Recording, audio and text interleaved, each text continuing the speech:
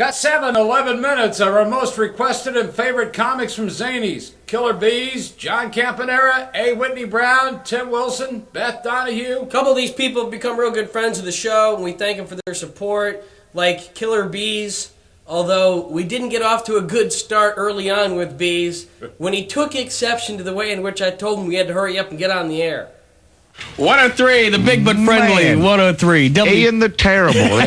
World War II Nazi cap. Y'all ought to be in here trying to be funny on the radio and help this station's damn ratings, you know. Boy, they just bark. Put them headphones on right now. That's right. Get rid of the microphone right now. We'll get that one with the big titties back in here. Oh, you can't say that. They were 101 inches around. Know, you can't say, not the fact Y'all said it to me. Not the fact they weren't big. You can't use the T word. Oh. What if I said big old giant cow titties? What about that? Is that worse?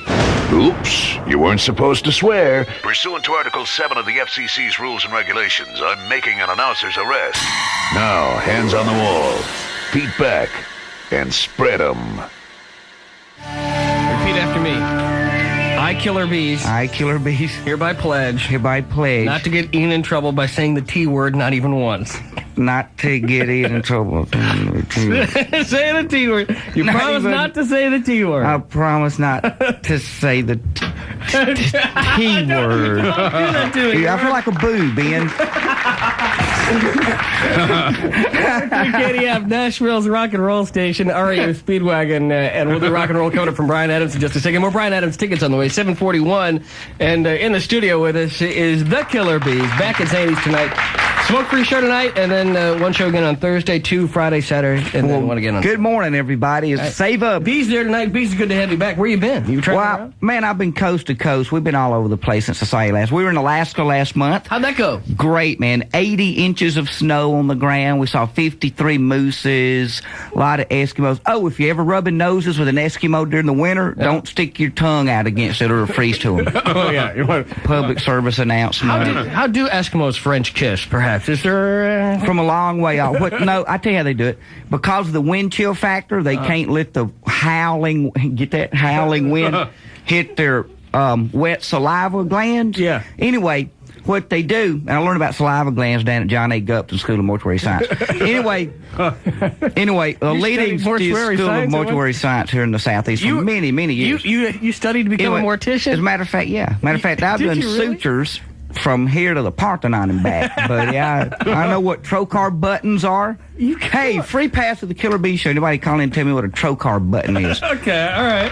Trocar button. You studied that? Anyway, I used to do that. I'd say there's more to this little foul-mouthed T-word sayer than just the little funny man up hear there. about this. Wait, so you actually were like a mortician for a while? I actually did that for a living for some years. Oh, man. My dad, check this out, has a degree in embalming from the John A. Gupton School of Mortuary Science here in Nashville, Tennessee. Now, see, folks don't realize that.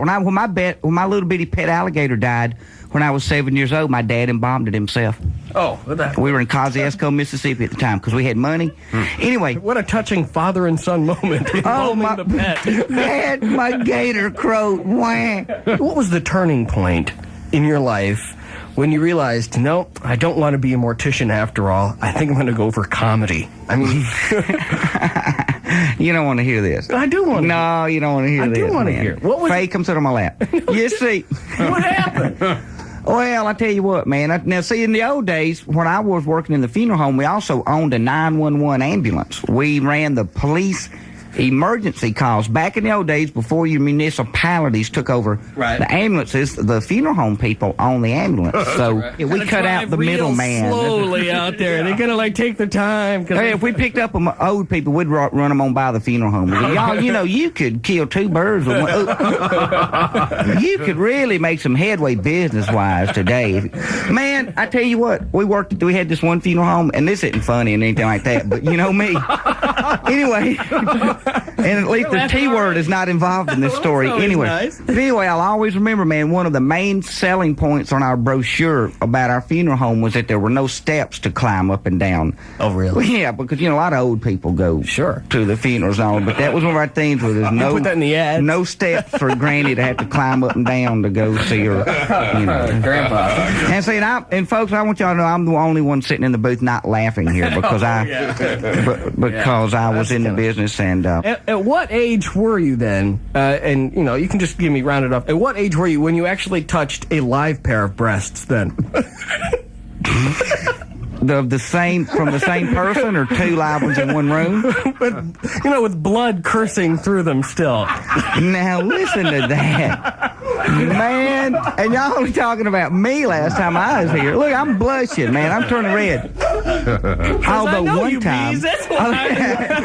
yeah, he's going. I know you're tight. That's what it is, You're buddy. just mad because I figured you out. You a big Harry Carey fan? Oh, man, I grew up on Harry Carey. I love Harry Carey's my idol. Yeah. He's like drunk by the third inning of the game, the announcer. And he's drunk, too, because he starts giving scores from around the league. Hi!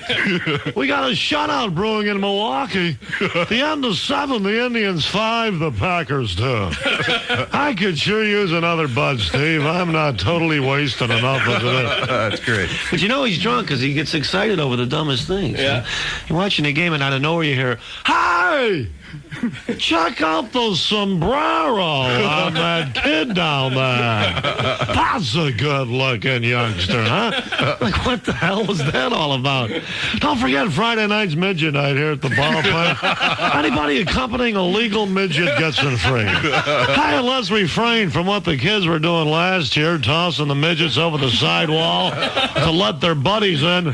Remember, 1 midget per customer. Hey, check out the halter top on that one. Must be big Hooter Day here at Ringley.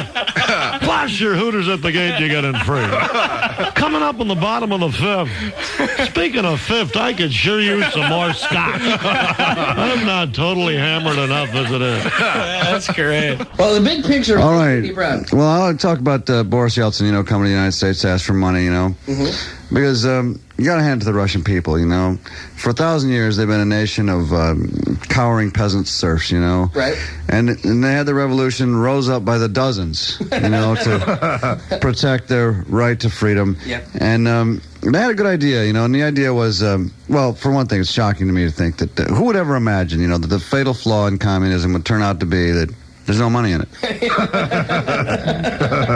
And it's odd because, here's their philosophy, from each according to his ability, to each according to his need, which was laid down by Marx. Sure. And it's, I suppose it sounds great in a cafe over 10 cups of espresso, especially if you need everything and have no ability.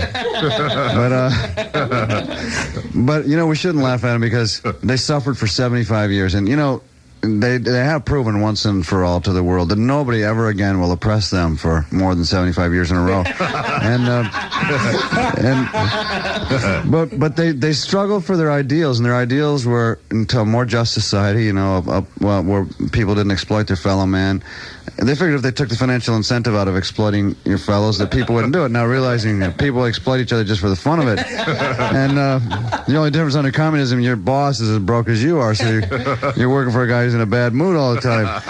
But the point I want to make from it all is that they suffered and struggled for their ideals far more than we have. Far more than we have. And if we had any ideals. And now the same thing's going to happen in China, and that's really exciting because when you think about China, there's 1 billion people there. Right. And they just began introducing the concept of individual liberty, which is very difficult because, individualism doesn't come up that often in China. You're born Chinese, you're short, you have straight black hair. Why rock the boat, So, it's not easy to be an individual in a crowd of 1 billion people. You think that means even if you're a 1 in a million kind of guy, there are still 1,000 exactly like you. And that's the big picture, my friend. Oh, that's great. Hey, Whitney Brown. Did you hear that guy? I don't know if we were still talking about it. JFK and Marilyn Monroe having sex thousands of times while he was president. That was our president of the United States. Having sex with us. My family always despised Kennedys.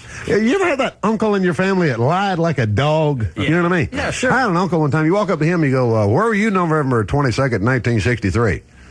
On November 22nd, 1963, I was working at a school book depository in Dallas, Texas. Halton Mifflin had just come out with that new math, and they had them real thick math books. And it's hard to pick your boxes up by yourself. And I told them, y'all got to get somebody here to help me with these boxes.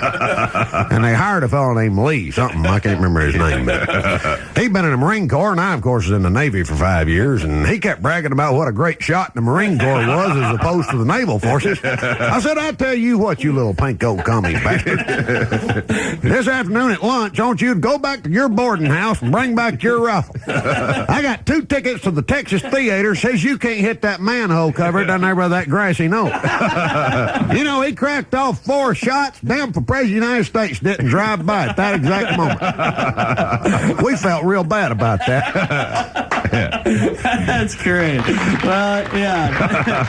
And actually, a sick morning bit there. That explanation works about as well for me as Jimmy Hoffa, actually. I was going deer hunting in Memphis, Tennessee, 1968.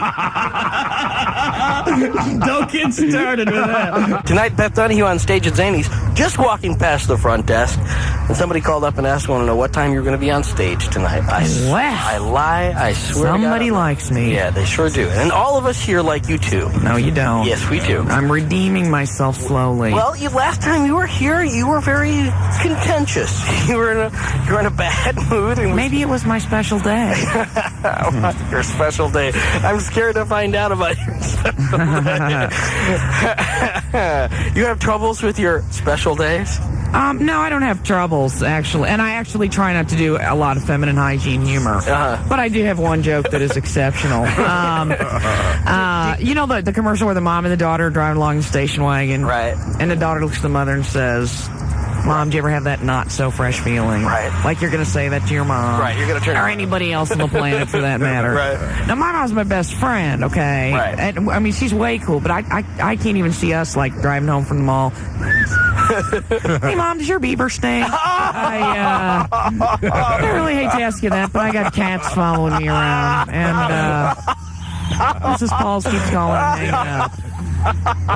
That was Beth Donahue, ladies and gentlemen, being escorted out by the station manager.